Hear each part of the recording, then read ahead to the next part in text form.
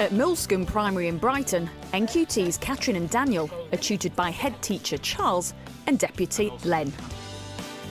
Right, sit back down, I'll come over to you. Fantastic, sit back down. The school is in one of the UK's most deprived areas and has 75% of its children on the special needs register. At Little Common Primary in Bexhill, Louisa tutors Emily.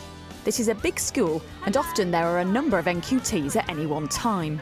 When they thought it was night time, actually they were inside the rabbit hole. Now he's expecting it to be... In Brighton is the much smaller Hertford Primary School, where Becky's tutor is her Year 4 partner teacher, Ian. Sharon Mackenzie knows a lot about the role of induction tutors in Brighton and Hove.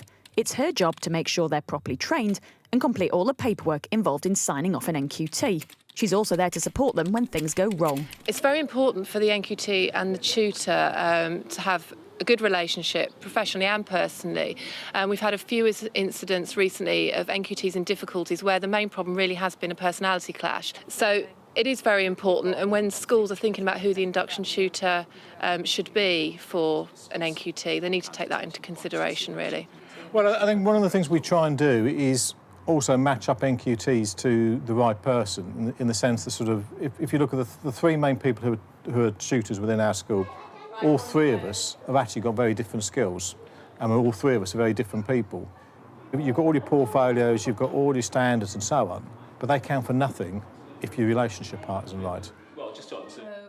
I think it's really important that you get on with your NQT, but you are that person's line manager and, you know, they are your NQT, and so in that respect I would want to develop a friendship, but a healthy and professional friendship. If my mentor wasn't approachable, as I've heard other NQTs say, then I wouldn't have managed as easily as I have done during this year. At the heart, I think, of a good induction process is people actually knowing each other really well.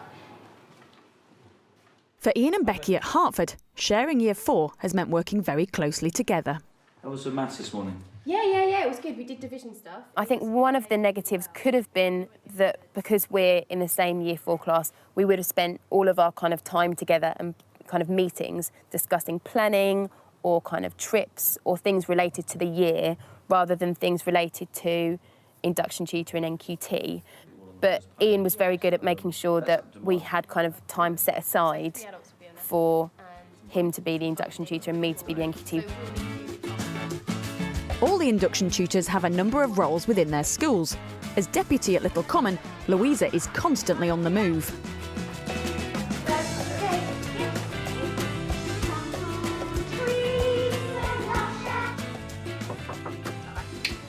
You have to be very organised, I think. You have to be very good with your time management, probably.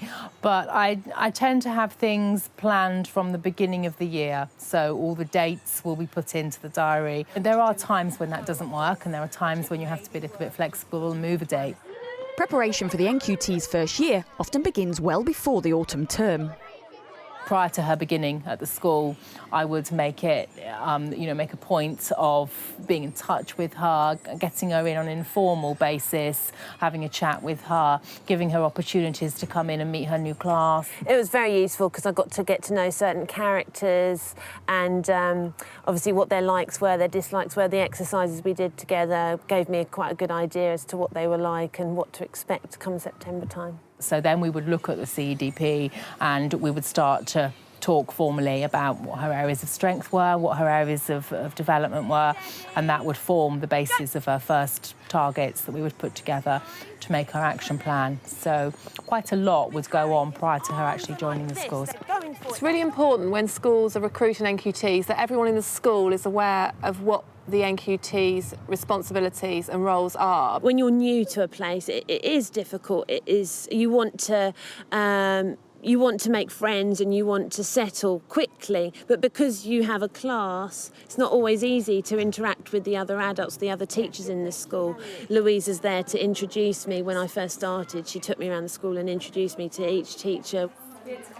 There's also a buddy system to give added support to the NQTs. If by any chance the NQT didn't feel comfortable with coming to me with a problem, with coming to perhaps their key stage leader or year group leader with a problem, they've got a buddy that they can talk to.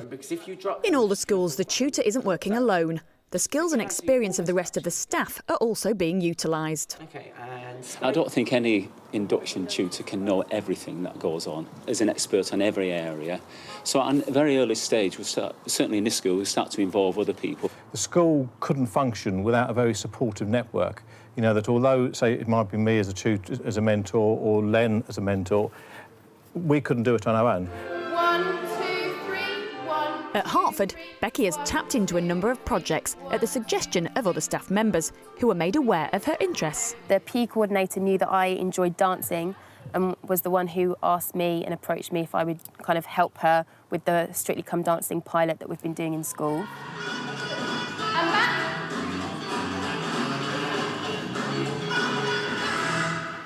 Excellent. Well done. Find your partner. Becky has also had to develop her skills to deal with a number of special needs children in her class. Victoria, what am I feeling? Sad. Sad. I am feeling a bit sad. Well done. Brilliant. OK, so who would like to give it a go first? It can be... A training course and regular updates with the Senko have helped. Shy. You feeling shy, Molly? But it is related. The Senko really helps me harness what things worked in a lesson, kind of pinpoint what exactly it was, and then kind of use that kind of as a common kind of trend. So it kind of builds up from there. Comment ça va, Héloïse? Comment ça va? Ça va comme ci, comme ça. Très bien. The tutors have also been keen to direct their NQTs to CPD opportunities outside of their school. Je m'appelle Miss Wilson. Très bien, Katie. I try to encourage Emily to attend as many courses as she can. Also, I think that it's important that Emily goes to see other teachers teach. I found out that there was an advanced skills teacher who teaches French in the area, so I was lucky enough to be able to set up an observation and go and watch her teach a language and see how I could bring back some of those skills into my teaching.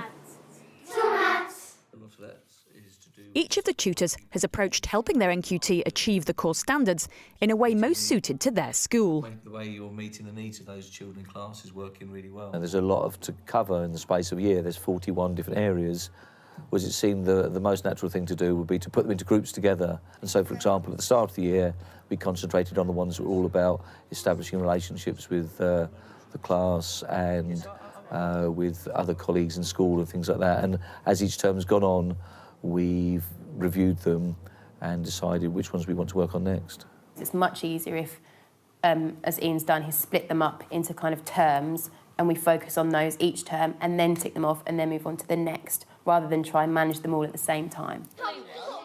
At Mulscombe, where there can be more time-consuming behavioural issues to be dealt with, they have developed a slightly different approach. I feel very much that it's the tutor's role for them to know what the standards are and to share those with the NQT as you go along. I don't actually sort of say, right, this week we're going to be focusing in on number C1 or C13.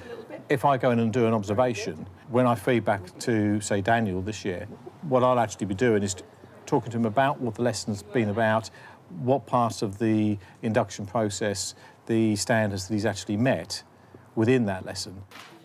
On top of PPA time, NQTs are entitled to 10% non-teaching time. The 10% professional development time, it's really important they take that regularly because when they're having their professional review meetings and lesson observations, which are happening at least once every half term, then the feedback they're getting from that, they then need to have time out of the classroom often to put things into practice. I organise the 10% time to coincide with the PPA time that the NQT gets, so that we can have, our NQTs have a whole day of time out of the classroom. I find observing one of the most useful ways of spending my 10% time. I've been to see other teachers within the school. So, for example, there's specific things that this school does in maths, such as the numeracy passport, and having never done that before because it's so specific to this school, it was so useful to go and see an experienced member of staff, and I've brought that into my maths lessons, and the children really thrive on it. Excellent, brilliant. So you see that person's point of view and read. The NQTs themselves are regularly observed throughout the year. So does anyone With Ian, when he observes me, he lets me know kind of in particular what he's looking for, and in that way I can make sure that, you know, whatever he wants to see, I'm showing. When she comes and observes me, she feeds back on all aspects of my teaching, and that's tremendously helpful because you don't often have time to reflect or think about how you've done. So it's nice to hear it from somebody else. Excellent, fantastic, well done, Elise. You can go NQTs may need specific professional development to deal with their particular teaching needs. At Moulscombe, behavioural issues have had to be handled carefully. My second term was much tougher, and I had a Friday where I actually just finished school and just felt totally defeated, like totally defeated.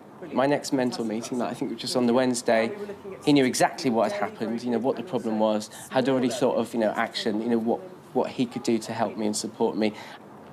And just knowing that Charles wasn't saying to me, oh, you know, you either, one, you can't deal with it, you know, or it's your problem. The one thing I always bring them back to is, well, there are these 2 or 3 children in your class you're having difficult with. How many children you got in your class? 25 children, 28 children, whatever. So for those 22, 25 other children, you're actually being really successful. And the strategies you're using are actually working with those children. And so it's really to actually sort of point out what is working positively first before actually addressing the actual issue of these 2 or 3 difficult children. When problems do arise, letting everyone know quickly can make all the difference. We encourage all induction tutors and NQTs to let us know as early as possible in the year, because from experience we've always managed to turn it round if we find out about it in the first term. Recently we've had a few this year who we found out about late in the second term, and it's been very challenging to try and put extra support in with only a term left. If you leave something, then it just gets worse and worse, and the NQT can start feeling the pressure and the stress.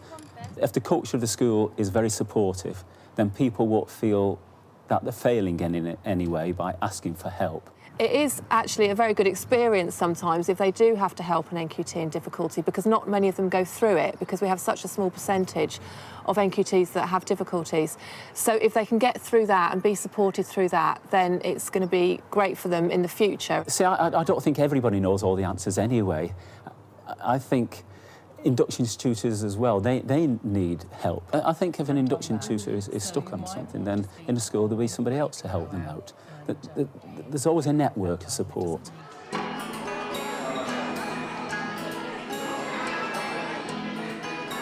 I think one of the reasons I've enjoyed it, actually, because it gives you a chance to reflect on your own, to realise, actually, that you have built up, you know, a fair amount of experience, and the fact that you are in a position where you can support a colleague who's just started teaching by passing on some of that to them. I enjoy seeing that development and that increase in confidence that comes so obviously over the year. Especially at the end of the first year, and you know you've helped somebody, probably not on your own, but you've really helped somebody to get through their first year of teaching. You've set them off on their career path, and you get a real sense of satisfaction from that. I've taught her everything she knows, really. I would like to say. Yeah. which doesn't amount to much.